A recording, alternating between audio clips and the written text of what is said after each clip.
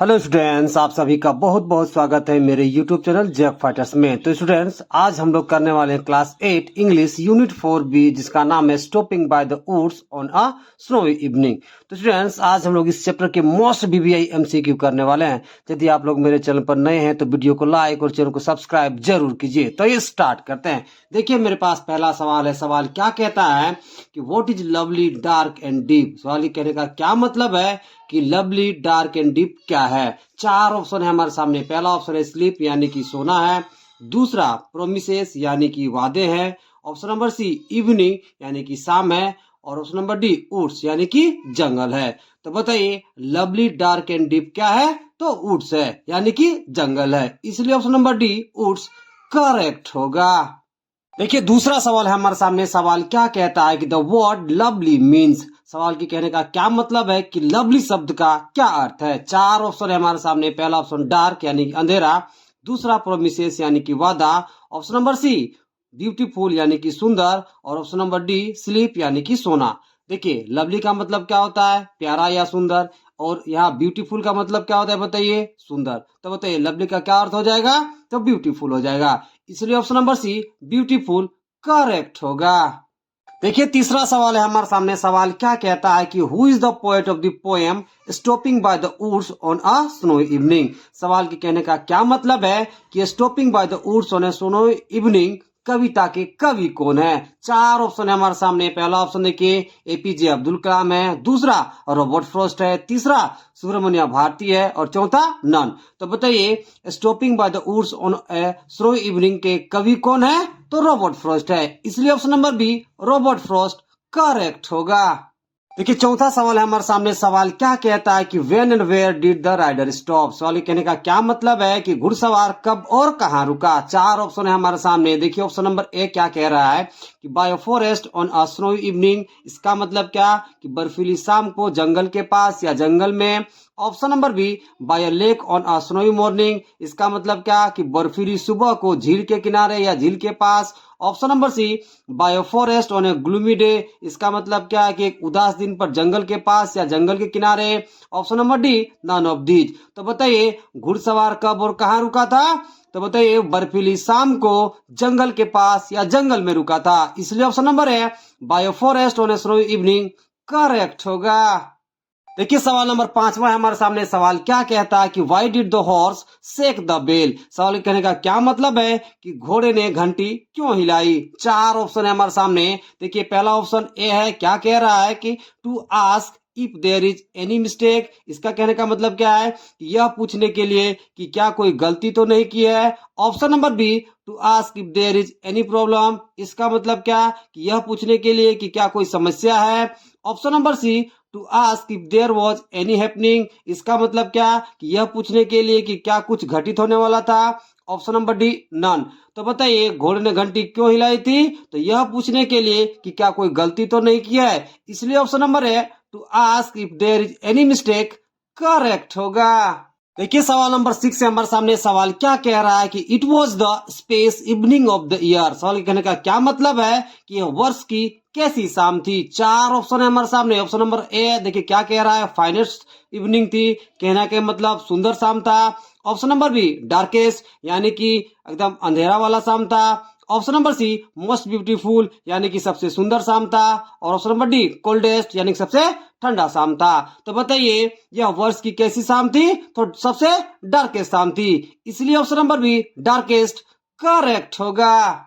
देखिए, सवाल नंबर 7 है हमारे सामने। सवाल क्या कह रहा है कि the poet Robert Frost was riding on a space. सवाल के कहने का क्या मतलब है कि कवि रॉबर्ट फ्रॉस्ट किस पर सवारी कर रहे थे। चार ऑप्शन है हमारे सामने। पहला ऑप्शन देखिए डंकी यानी कि गधा पर सवारी कर रहे थे। ऑप्शन नंबर बी हॉर्स यानी कि घोड़ा पर सवारी कर रहे थे। ऑप्शन नंबर सी साइकिल यानी साइकिल पर सवारी कर रहे थे। और ऑप्शन नंबर डी नॉन यानी इनमें से कोई नहीं। तो बताइए, जो पोएट है रॉबर्ट फ्रॉस्ट किस पर सवारी कर रहे थे? तो हॉर्स पर सवारी कर रहे थे, इसलिए option number B horse correct होगा। देखिए, सवाल नंबर 8 है हमारे सामने। सवाल क्या कहता है कि रॉबर्ट फ्रॉस्ट वॉज ए या फिर एन स्पेस पोएट। सवाल कहने का क्या मतलब है कि रॉबर्ट फ्रॉस्ट एक कवि थे। कहाँ के कवि थे? चार ऑप्शन है हमारे सामने। पहला ऑप्शन ऑस्ट्रेलियन थे। दूसरा अमेरिकन थे। तीसरा इंडियन थे। और चौथा नन। तो बताइए रॉबर्ट फ्रॉस्ट एक कवि थे, कहाँ के थे? तो अमेरिका के थे, इसलिए option number B American correct होगा।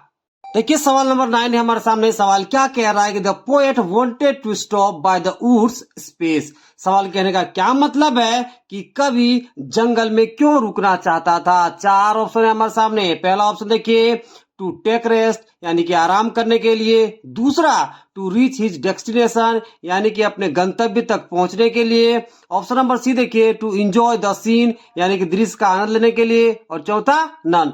तो बताइए कवि जंगल में क्यों रुकना चाहता था? तो टू एंजॉय द सीन यानी कि दृश्य का आनंद लेने के लिए रुकना चाहता था, इसलिए option number C to enjoy the scene correct होगा। सवाल नंबर 10 है हमारे सामने। सवाल क्या कहता है कि Robert Frost was born on space. सवाल के कहने का क्या मतलब है कि रॉबर्ट फ्रॉस्ट का जन्म हुआ था, कब हुआ था? चार ऑप्शन है हमारे सामने। पहला ऑप्शन देखिए 25 मार्च 1874 को हुआ था। दूसरा ऑप्शन देखिए 26 मार्च 1874 को हुआ था। तीसरा ऑप्शन देखिए 27 मार्च 1874 को हुआ था। और चौथा ऑप्शन 28 मार्च 1874 को हुआ था। तो बताइए रॉबर्ट फ्रॉस्ट का जन्म कब हुआ था? तो 26 मार्च 1874 को हुआ था, इसलिए ऑप्शन नंबर बी 26 मार्च 1874 करेक्ट होगा। देखिए सवाल नंबर 11 है हमारे सामने। सवाल क्या कहता है कि उड्स मीन्स स्पेस। सवाल कहने का क्या मतलब है कि उड्स का क्या अर्थ है? चार ऑप्शन है हमारे सामने। पहला ऑप्शन देखिए स्नो यानी कि बर्फ। दूसरा हट यानी कि झोपड़ी। तीसरा फॉरेस्ट यानी कि जंगल। और चौथा फार्म यानी कि खेत। तो देखिए उड्स का मतलब क्या होता है? जंगल। और यह ऑप्शन नंबर सी में जो फॉरेस्ट है इसका भी मतलब क्या होता है? जंगल। तो उड्स का मतलब क्या हो जाएगा या फिर अर्थ क्या हो जाएगा? तो फॉरेस्ट हो जाएगा, इसलिए option number C forest correct होगा। देखिए सवाल नंबर 12 है हमारे सामने। सवाल क्या कहता है कि the season describe in the poem is space. सवाल के कहने का क्या मतलब है कि कविता में कौन सा सीजन को डिस्क्राइब किया गया है? चार ऑप्शन है हमारे सामने। पहला देखिए समर सीजन को डिस्क्राइब किया गया है। दूसरा विंटर सीजन को डिस्क्राइब किया गया है। तीसरा ऑटम सीजन को डिस्क्राइब किया गया है। और चौथा स्प्रिंग सीजन को डिस्क्राइब किया गया है। तो बताइए कविता में कौन से सीजन को डिस्क्राइब किया गया है? तो विंटर सीजन को डिस्क्राइब किया गया है, इसलिए option number B winter correct होगा। देखिए सवाल नंबर 13 है हमारे सामने। सवाल क्या कहता है कि the speaker was riding on space. सवाल के कहने का क्या मतलब है कि वक्ता किस पर सवारी कर रहा था? चार ऑप्शन है हमारे सामने। पहला ऑप्शन बाइक पर कर रहा था। दूसरा साइकिल पर कर रहा था। तीसरा हॉर्स पर कर रहा था। और चौथा नन ऑफ दीज। तो बताइए जो स्पीकर था किस पर सवारी कर रहा था? तो हॉर्स पर सवारी कर रहा था, इसलिए option number C horse correct होगा। देखिए सवाल नंबर 14 हमारे सामने। सवाल क्या कहता है कि the woods were filled up with space. सवाल कहने का क्या मतलब है कि जंगल किससे भर गया था? चार ऑप्शन है हमारे सामने। पहला ऑप्शन देखिए आइस से भर गया था। दूसरा हेल से भर गया था। तीसरा स्नो से भर गया था। और चौथा फ्लावर से भर गया था। तो बताइए जंगल किससे भर गया था? तो स्नो से भर गया था, इसलिए option number C snow correct होगा। देखिए सवाल नंबर 15 हमारे सामने। सवाल क्या कहता है कि the horse shakes its harness belt to ask if there is some space. सवाल कहने का क्या मतलब है कि घोड़ा अपने हार्नेस की घंटियां हिलाकर पूछता है कि क्या कुछ की है। चार ऑप्शन है हमारे सामने। पहला ऑप्शन देखिए मिस्टेक यानी गलती की है। दूसरा प्रॉब्लम यानी कि समस्या खड़ी की है। तीसरा डेंजर यानी कि खतरा है। और चौथा एरर यानी कि गलती है। तो बताइए घोड़ा अपने हार्नेस की घंटियां हिलाकर क्या पूछता है कि क्या कोई मिस्टेक तो नहीं की है, इसलिए ऑप्शन नंबर है मिस्टेक करेक्ट होगा। देखिए सवाल नंबर 16 हमारे सामने। सवाल क्या कहता है कि the poet couldn't stop to enjoy the beauty of the scene because space. सवाल के कहने का क्या मतलब है कि कवि दृश्य की सुंदरता का आनंद लेने के लिए नहीं रुका, क्योंकि चार ऑप्शन है हमारे सामने। पहला ऑप्शन देखिए he had promised someone to return. इसका मतलब क्या कि उसने किसी से वापस आने का वादा किया था, इसलिए नहीं रुका। Option number B he had miles to go. इसका मतलब क्या कि उसे अभी मीलों दूर चलना था। Option number C he had long way to go. इसका मतलब क्या कि उसे अभी लंबा रास्ता तय करना था। Option number D he was in a hurry. इसका मतलब क्या? वह जल्दी में था। तो बताइए कवि दृश्य की सुंदरता का आनंद लेने के लिए नहीं रुका, क्योंकि वह जल्दी में था, इसलिए option number D he was in a Hari correct होगा।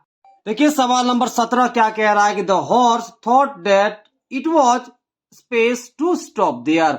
सवाल के कहने का क्या मतलब है कि घोड़े ने सोचा कि उसका वहां रुकना क्या था। चार ऑप्शन है हमारे सामने। पहला स्ट्रेंज यानी कि अजीब था, दूसरा फुलिश यानी मूर्खतापूर्ण था, तीसरा क्वीर यानी विचित्र था, और चौथा यूजलेस यानी बेकार था। तो बताइए, घोड़े ने सोचा कि उसका वहां रुकना क्या था, तो क्वीर था यानी कि विचित्र था। इसलिए option number C queer correct होगा। देखिए सवाल नंबर 18 है हमारे सामने। सवाल क्या कहता है कि Robert Frost dies in space. सवाल कहने का क्या मतलब है कि रॉबर्ट फ्रॉस्ट की मृत्यु कब हुई। चार ऑप्शन है हमारे सामने। पहला ऑप्शन देखिए 1963 को हुई, दूसरा 1964 को हुई, तीसरा 1965 को हुई, और चौथा 1966 को हुई। तो बताइए रॉबर्ट फ्रॉस्ट की मृत्यु कब हुई थी, तो 1963 को हुई थी। इसलिए ऑप्शन नंबर है 1963 करेक्ट होगा। के सवाल नंबर 19 क्या कह रहा है कि my little horse must think it queer, what does the word queer mean here. सवाल के कहने का क्या मतलब है कि मेरे छोटे घोड़े को यह अजीब लग रहा होगा, यहाँ अजीब शब्द का क्या अर्थ है। चार ऑप्शन है हमारे सामने। पहला स्ट्रेंज है यानी कि अजीब है, दूसरा प्लीजेंट है यानी कि सुखद या रुचिकर है, तीसरा नाइस यानी कि अच्छा है, और चौथा इवनिंग यानी कि शाम है। तो बताइए क्वीर का यहाँ क्या मतलब है, तो स्ट्रेंज है। इसलिए ऑप्शन नंबर है स्ट्रेंज करेक्ट होगा।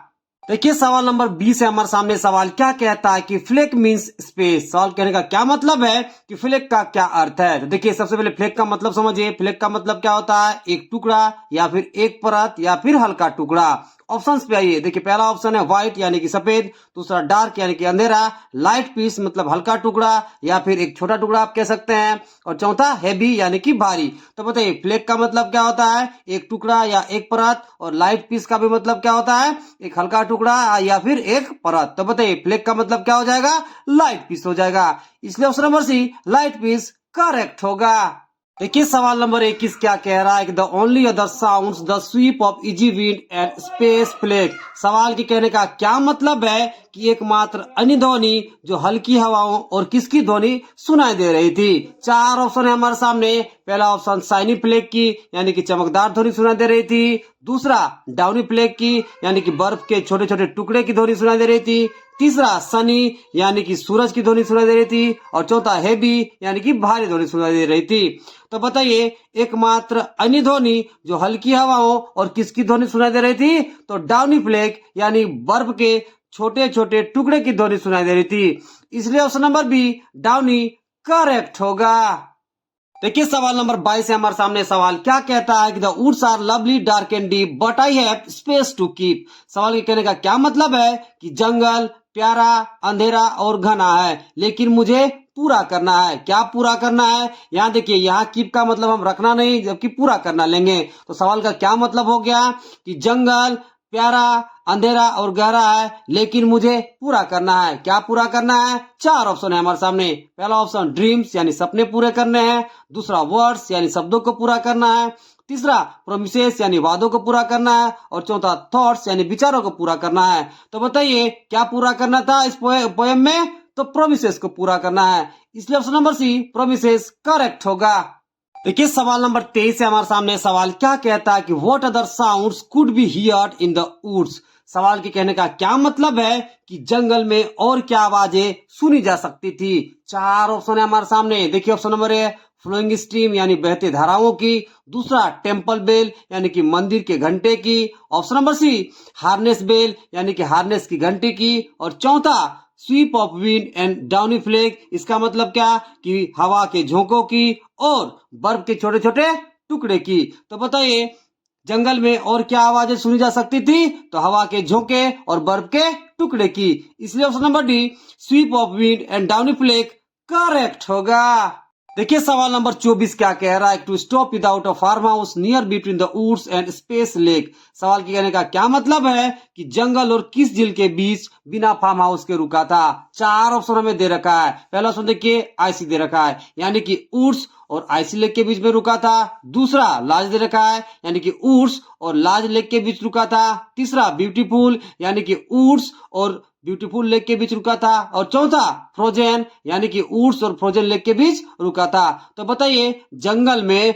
बिना फार्म हाउस के जो पोएट है वो किसके किसके बीच में रुका था, तो ऊर्स और फ्रोजन लेक के बीच रुका था। इसलिए option number D frozen correct होगा। देखिए सवाल नंबर 25 है हमारे सामने। सवाल 25 क्या कह रहा है कि what is the setting of this poem. सवाल कहने का क्या मतलब है कि यह कविता का विषय या थीम क्या है। चार ऑप्शन हमें दे रखा है। पहला ऑप्शन देखिए, in the woods on a bright snowy afternoon. इसका मतलब क्या कि एक उजले जंगल में बर्फीली दोपहर को। Option number D, near the woods on a dark snow evening. इसका मतलब क्या कि एक अंधेरी बर्फीली शाम को जंगल के पास। Option number C, in a village in a dark snow evening. इसका मतलब क्या कि एक अंधेरे गांव में बर्फीली शाम को।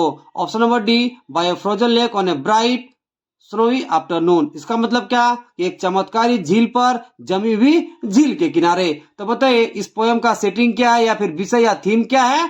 तो near the woods on a dark snow evening, यानी कि एक अंधेरी बर्फीली शाम को जंगल के पास। इसलिए option number B, near the woods on a dark snow evening correct होगा। देखिए सवाल नंबर 26 क्या कह रहा है कि why does the speaker of the poem stop. सवाल कहने का क्या मतलब है कि कविता का वक्ता क्यों रुक जाता है। चार ऑप्शन दे रखा है हमें। पहला ऑप्शन देखिए, to stay hello to the honour of the woods. इसका मतलब क्या कि जंगल के मालिक को नमस्ते कहने के लिए रुक जाता है। Option number B, to find food of his or her horse. इसका मतलब क्या कि अपने और अपने घोड़े के भोजन ढूंढने के लिए रुक जाता है। Option number C, to go skating on the frozen lake. इसका मतलब क्या कि जमे हुए झील पर स्केटिंग पर जाने के लिए रुक जाता है। Option number D, to watch the woods fill up with snow. इसका मतलब क्या कि जंगल को बर्फ से भरते हुए देखने के लिए रुक जाता है। तो बताइए स्पीकर क्यों रुक जाता है, तो जंगल को बर्फ से भरते देखने के लिए रुक जाता है। इसलिए option number D, to watch the woods fill up with snow correct होगा। देखिए सवाल नंबर 27 क्या कह रहा है कि what does the little horse in the poem represent. सवाल कहने का क्या मतलब है कि कविता में छोटा घोड़ा क्या दर्शाता है। चार ऑप्शन दे रखा है। पहला ऑप्शन देखिए, द रूटीन ऑफ वर्क। इसका मतलब क्या कि काम की दिनचर्या को रिप्रेजेंट करता है। Option number B, the friendship between man and beast. इसका मतलब क्या कि मनुष्य और जानवर के बीच दोस्ती को रिप्रेजेंट करता है। Option number C, having a inquisitive playful attitude towards life. इसका मतलब क्या कि जीवन के प्रति जिज्ञासु और चंचल रवैया रखना को दर्शाता है। और option number D, none of the above. तो बताइए जो लिटिल हॉर्स है इस पोएम में क्या रिप्रेजेंट करता है, तो द रूटीन ऑफ वर्क को रिप्रेजेंट करता है। इसलिए option number A, the routine of work correct होगा। देखिए सवाल नंबर 28 है हमारे सामने। सवाल क्या कहता है कि what is one thing that pulls the speaker of the poem away from the woods. सवाल कहने का क्या मतलब है कि वह कौन सी चीज है जो कविता में वक्ता को जंगल से दूर ले जाती है। चार ऑप्शन हमें दे रखा है। पहला ऑप्शन देखिए, द फ्रीजिंग हार्श विंड। इसका मतलब क्या कि ठंडी और कठोर हवा उसे जंगल से दूर ले जाती है। Option number B, the cold snowy weather. इसका मतलब क्या कि ठंडी और बर्फीली मौसम उसे जंगल से दूर ले जाती है। Option number C, the darkness of the evening. इसका मतलब क्या कि शाम के अंधेरा उसे जंगल से दूर ले जाती है। और option number D, the promises the speaker needs to keep. इसका मतलब क्या कि स्पीकर को जो वादे निभाने हैं उसके कारण वो जंगल से दूर चला जाता है। तो बताइए वो कौन सी चीज है जो कविता में वक्ता जंगल से दूर चला जाता है। तो किससे चला जाता है, क्योंकि स्पीकर को प्रोमिसेस निभाना रहता है इसलिए वो जंगल से दूर चला जाता है। इसलिए option number D, the promises the speaker needs to keep correct होगा।